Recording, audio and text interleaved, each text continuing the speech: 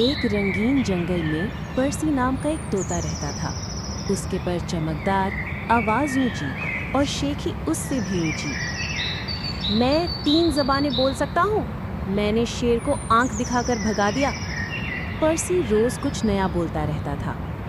ایک دن سمجھدار کچھوے مسٹر سلومو نے کہا، دریا کے اس پار سے آم لے آؤ، لیکن بغیر شیخی کے۔